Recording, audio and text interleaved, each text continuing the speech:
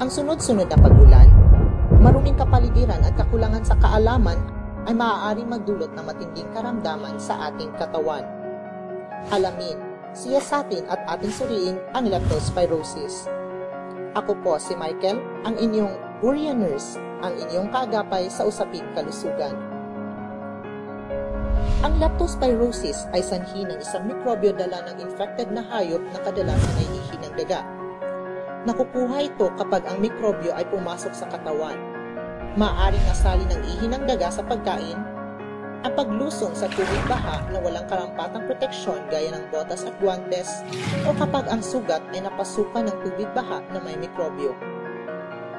Ang mga sintomas ng leptospirosis ay ang mga sumusunod: pangangalay ng katawan, sakit ng ulo, pagtatae, paninilaw ng mata at balat, mataas na lagnat, at malatsaan na tulay ng ihi.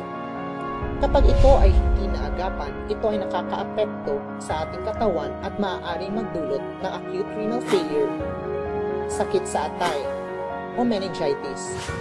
Para malaman kung dinapuan ka na ng leptospirosis, maaaring magpakonsulta sa doktor o lumapit sa malapit na health center o hospital.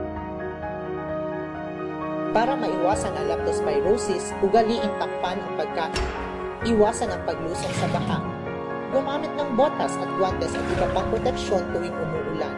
Panatilihing malinis ang kapaligiran, kontrolin o patayin ang peste tulad ng daga na siyang nagdadala ng sakit na leptospirosis, at palagiing maghugas ng kamay at paa.